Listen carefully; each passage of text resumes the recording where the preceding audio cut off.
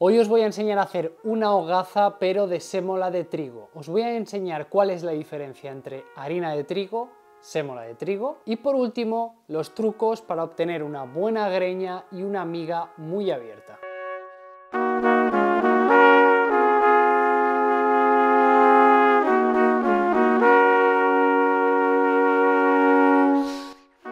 Esto que estás viendo es la sémola de trigo y ya ves que tiene un color más amarillento, es un poco más gruesa que la harina de trigo, así que vamos a empezar mezclando 400 gramos de esta harina o sémola de trigo con 320 gramos de agua. En el mercado la puedes encontrar más granulada o bien más fina y tamizada. En este caso yo he usado la más tamizada que había y ahora vas a añadir no todo el agua, esos 320 gramos, sino que los vas a añadir poco a poco mientras tú sigues amasando o mezclando. En un principio puedes empezar con la cuchara, pero ya verás como cada vez va a ser más difícil seguir mezclando estos ingredientes.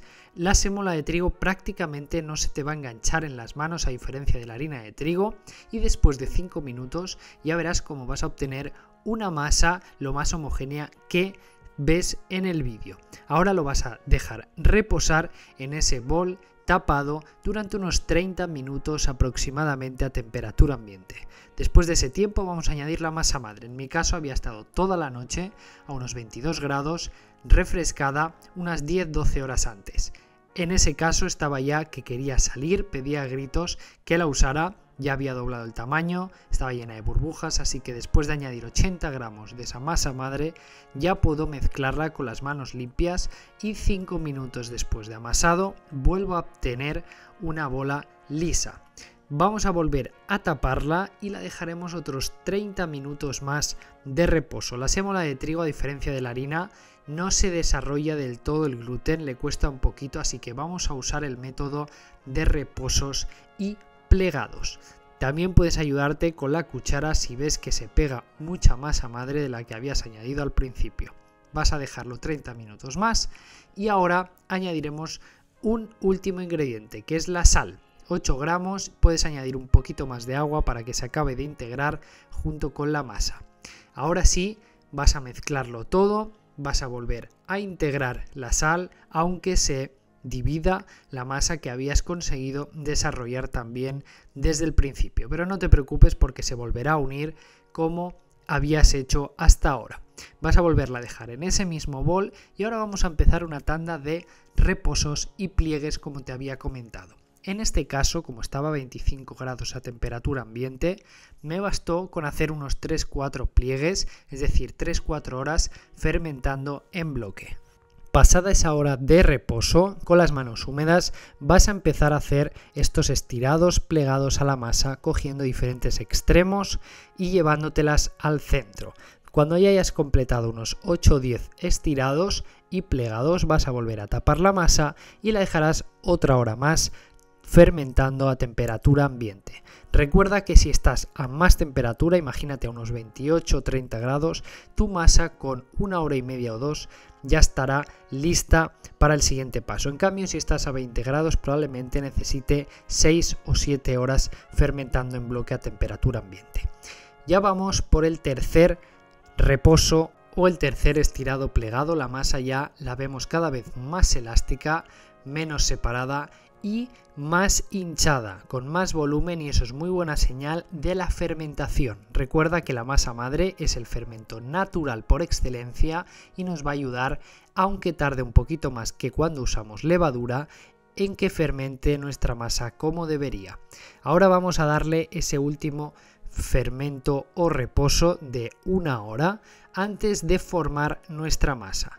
Basta con añadir un poco de harina sobre una superficie, volcar nuestra masa para desgasificarla lo mínimo, es decir, retirarle lo mínimo posible ese aire que se ha generado durante la fermentación, y ahora con ese plegado, bueno, mejor dicho, con ese cierre que le hemos hecho, doblándolo como un libro, puedes enrollar la masa por último para acabar de generar esa tensión y la vas a meter en el vanetón, que es un cesto de mimbre con un gorro de estos de medicina que nos van muy bien para que no se pegue nuestra masa. También puedes usar un trapo con un poco de harina o cualquier método casero que se te ocurra.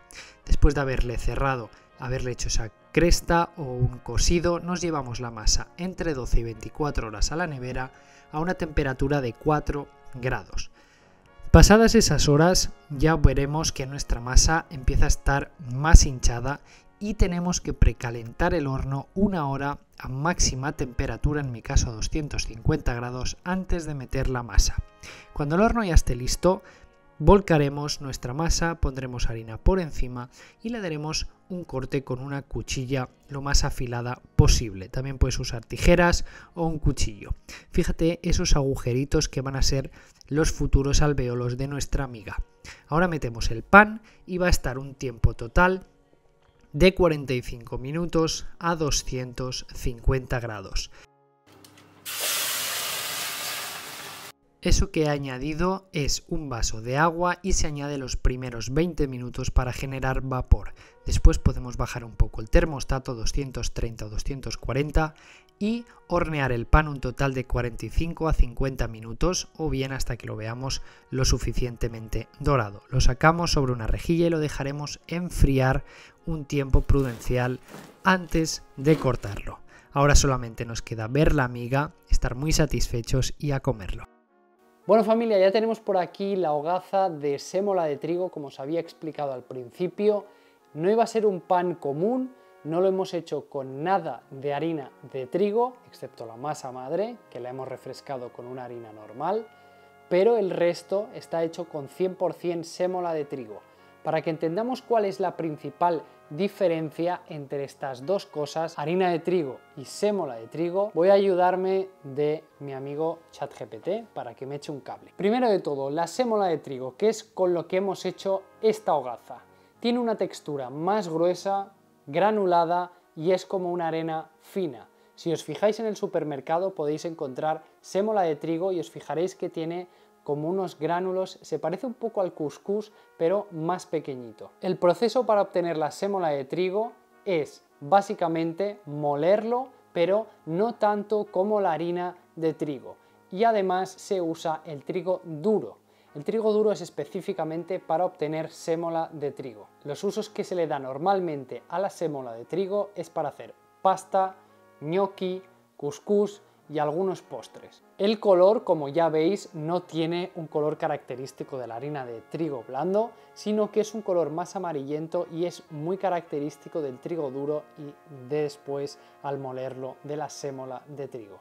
En contrapartida, la harina de trigo, la que hemos hecho todos los vídeos y la que normalmente tenemos más a mano, es una textura más fina y suave, de un color más blanquito y que se obtiene al moler ese trigo blando. A diferencia del trigo duro, que es la sémola de trigo, el trigo blando se muele y se refina mucho hasta obtener esta harina, bueno, en este caso no, pero normalmente la harina de trigo blando, la harina blanca, la que estamos más acostumbrados. Y los usos, como ya sabéis, es pizzas, focaccias, galletas, panes, brioche, todo tipo de masas que ya hemos visto en este canal. En resumen, la sémola de trigo es más gruesa, granulada y de un color más amarillento. Se obtiene del trigo duro y la vamos a usar para hacer pasta, ñoquis y alguna vez algún tipo de pan si la sémola está muy bien triturada. En cambio, la harina de trigo blanca se obtiene del trigo blando y es mucho más versátil porque podemos usarla para hacer panes, pizzas, pastas, galletas, todo tipo de repostería. Yo creo que ha quedado claro. Gracias, ChatGPT. Y ahora nada más que añadir. Os dejo por aquí esta receta, espero que la hayáis disfrutado. La verdad es que es muy sencilla, es el mismo proceso que hacemos normalmente, pero con la principal característica de que la harina de sémola o la sémola de trigo se debe hidratar un poco más, ya que yo creo que tiene más proteína y tiene más capacidad de absorción que la harina de trigo blanca. Así que nada, espero que os haya gustado mucho el vídeo y nos vemos en la próxima. ¡Chao!